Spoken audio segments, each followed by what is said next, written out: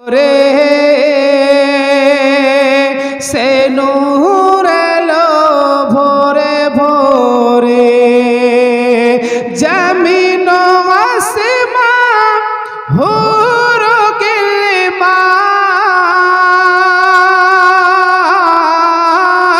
জমিন আসমান হুর গিলমা, অপনে সালে জোরে জোরে রে এলো এলো রে সে নূর এলো ভোরে ভোরে, এলো এলো রে সে নূর এলো ভোরে ভোরে। কবি কি বলছেন? দেখো দেখো सारा जहां रहमतेरी फूल फुटलो, क्यों থাকবে না অন্ধকারে, সূর্য দরে ফুল উঠলো। দেখো দেখো সারা জাহান রহমতেরি ফুল ফুটলো, কেউ থাকবে না অন্ধকারে, সূর্য দরে ফুল উঠলো। নূরের আলো এতই ভালো,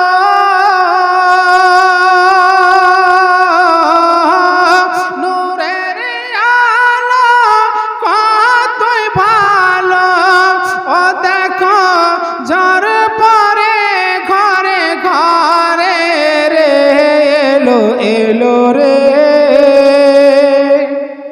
সে নূর এলো ভোরে ভোরে, এলো এলো রে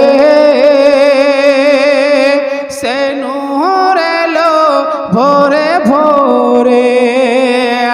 হযরত মা আমিনা রাদিয়াল্লাহু তাআলা আনহা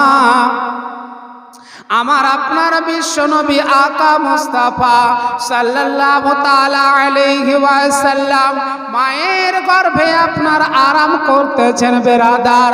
হযরতে মা আমিনা কোমরে কলসিখানা নিয়ে যেন আপনার পানি আনতে যাবেন, পথের মধ্যে যেন মক্কা নগরের দুইটি মেয়ের সঙ্গে সাক্ষাৎ। মেয়ে দুটি বলেছিল, ও বোন আমিনা তুমি কোথায় যাবে বোন? হযরতে মা আমিনা রাদিয়াল্লাহু তাআলা আনহা বলেছিলেন, বোন রে এই দেখো না আমার কাছে রয়েছে কলসি, সামনে যে আপনার কুয়াটি দেখা যায় ওই কুয়াতে পানি আনতে যাব।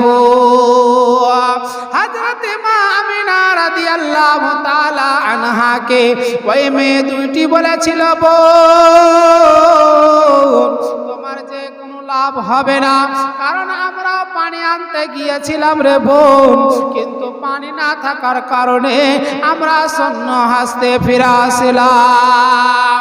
হযরতে মা আমিনা রাদিয়াল্লাহু তাআলা আনহা তখন আপনার বলেছিল, বোন শুনো শুনো, যখন আমি বাড়ি থেকে বেরিয়েছি পানি আনার জন্য, আমি এই জায়গা থেকে ফিরে যাব না, আমি ওই কুয়ার কাছ থেকে ফিরবো।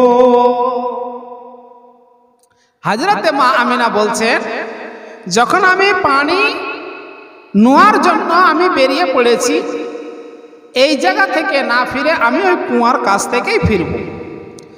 হযরতে মা আমিনা এবার যেন আপনার কুয়ার দিকে এগিয়ে যেতে আরম্ভ করলেন। মেয়ে দুটি এক অপরের সঙ্গে বলা বলি করে। আমরা আমিনাকে বললাম, আমিনা আমাদের কথা শুনলো না, দেখি সে কোথা থেকে পানি পায়, চলো আমরা পিছন পিছন তার দিকে যাই। হযরতে মা আমিনা যেমন আপনার কুয়ার নিকটবর্তী হচ্ছেন বেরাদার, আমার মহান রব্বুল আলামিন জিবরাইল আলাইহিস সালামকে ডেকে বললেন, জিবরিল দেরি দেরি করো না, যাও যাও যাও।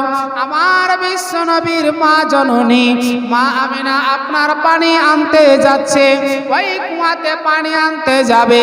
আমার নবী মায়ের গর্ভে আরাম করছেন। আমি আল্লাহ আমার নবীকে আমি কষ্ট দিতে চাই না। মা পানি উঠাবে, বাচ্চা পেটের মধ্যে আপনার কষ্ট পাবে। আমি আল্লাহ আমার হাবিবুল্লাহকে আমি কষ্ট দিতে চাই না, আমার বন্ধুকে আমি কষ্ট দিতে চাই না। তাই জিবরিল তাড়াতাড়ি করে যাও আর ওই কুয়ার পানিগুলোকে তুমি ওপরে উঠিয়ে দাও। কুয়ার পানিগুলোকে তুমি ওপরে উঠিয়ে দেবে। হযরতে জিবরাইল আলাইহিস সালাম আল্লাহর হুকুমে যেন আপনার কুয়ার পানিগুলোকে আপনার ওপরে উঠিয়ে দেয়। যেই মতো আমরা জমিতে পানি দিই, মোটর লাগা হয়েছে, আপনার মেশিন ছিল এর পূর্বে, আমরা চালু করতে গেলে নিচ থেকে আপনার মুখ দিয়ে পানি বেরিয়ে উগলে উগলে আসে, মোটর দিয়ে পানি বেরিয়ে আসে। সেই মতো যেন কুয়ার পানিগুলো যেন ওপরে ফুয়ারা মেরে উঠে চলে আসে। হযরত মা আমিনা এই কাণ্ডখানা দেখে পানি না নিয়ে বেরাদার যেন শূন্য হাসতে আপনার দৌড়তে আরম্ভ করলো।